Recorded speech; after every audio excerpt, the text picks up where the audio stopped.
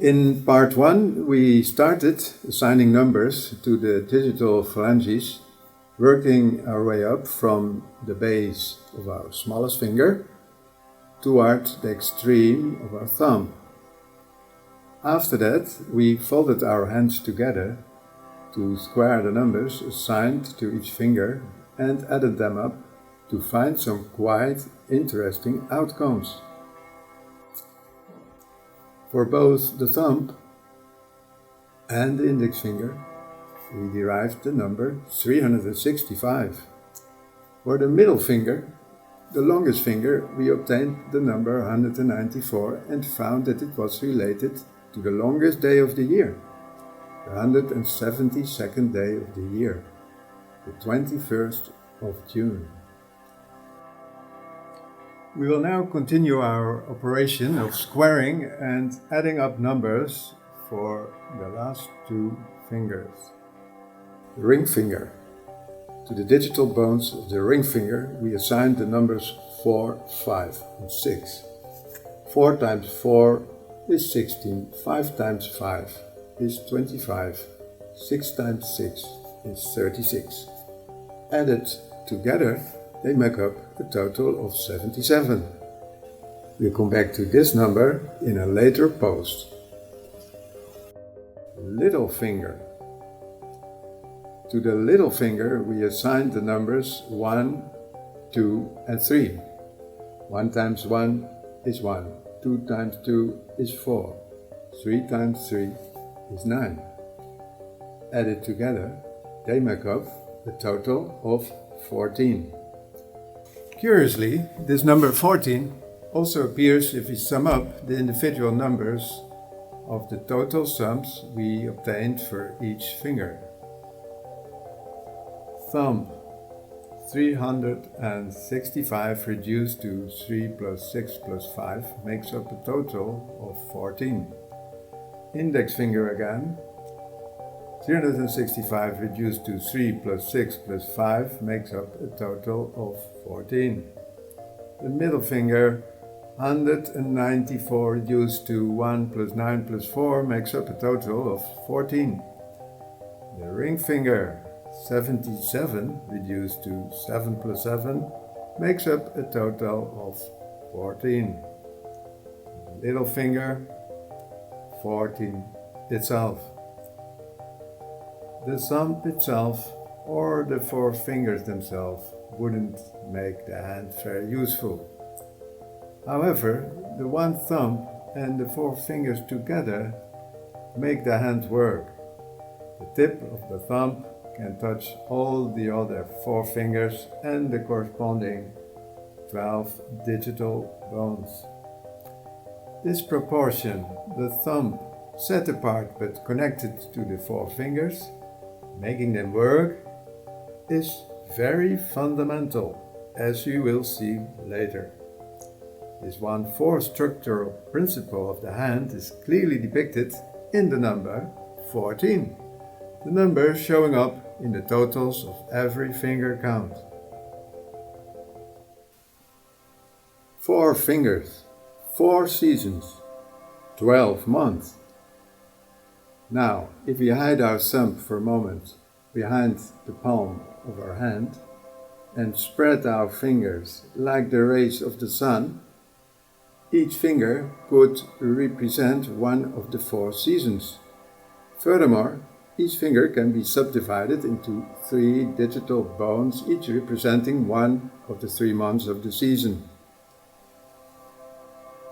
And how obvious is it to see the positions of the nails as the positions of the sun at the 2 solstices and the 2 equinoxes?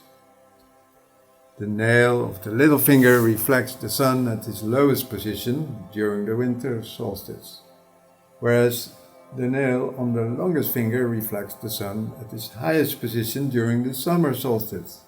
The spring and autumn equinox correspond to the nails of the ring and index finger respectively, equally high and reflecting the sun at its middle position.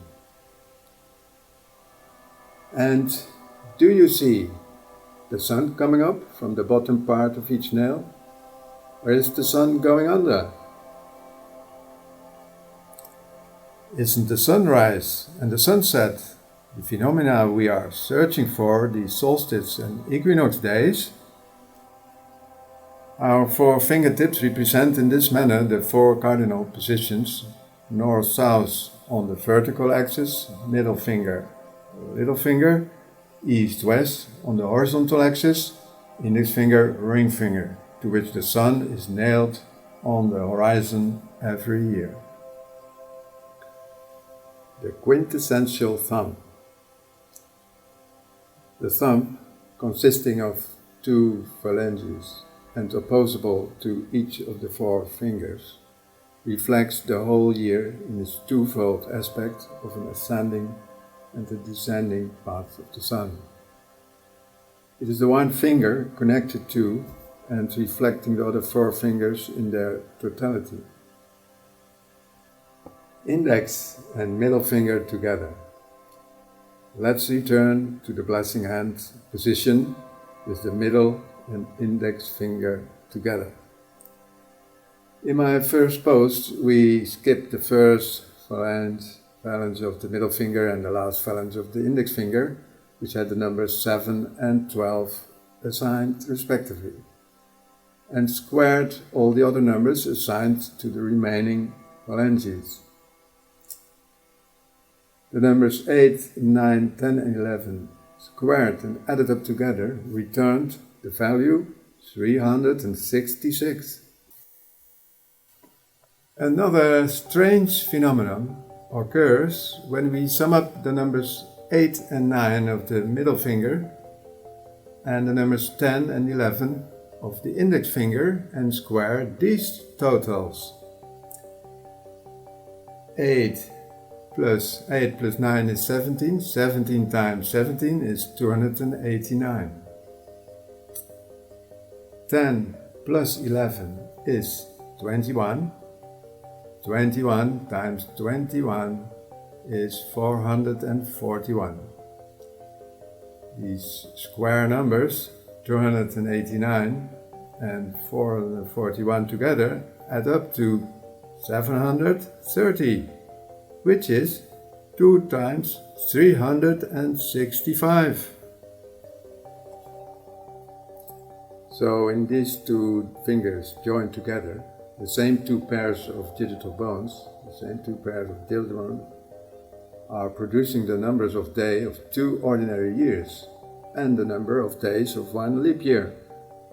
This miraculous fact leads us to mentioning our year table for the ordinary year on the website, where we assigned ordinal numbers to each day of the year. One column gives the ordinal numbers from the beginning of the year to its end, as from the past to the future, 1 to 365. The second column gives the ordinal numbers in the reverse order, starting from the last day of the year to its beginning, as from the future to the past. 365 to 1. For each day in the year, we present thus 2 ordinal numbers, which all the time add up to 366 as a number symbolic of the timeless now.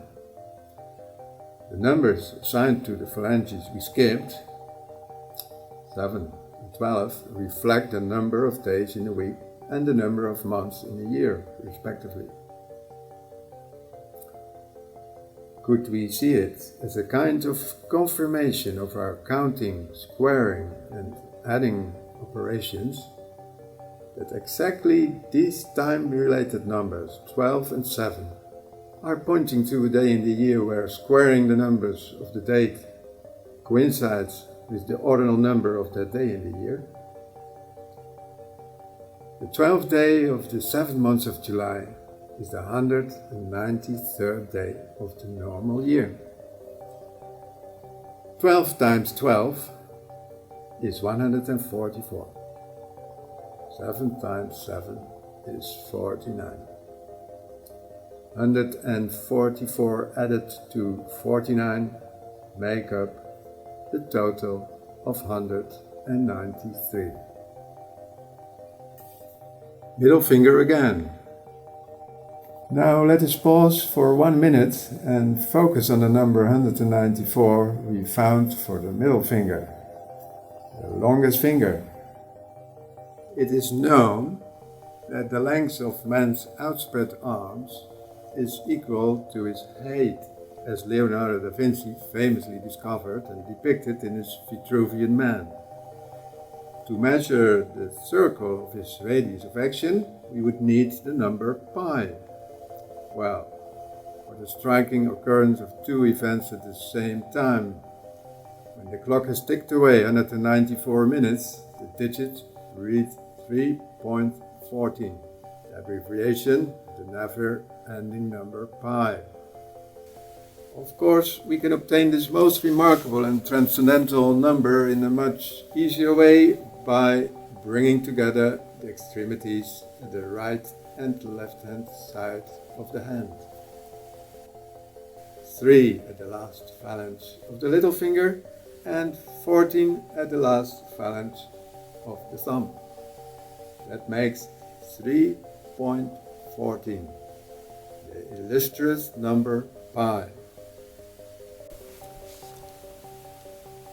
Are we organically destined to reach for infinity? Are we ourselves squaring the circles and cycles of space and time?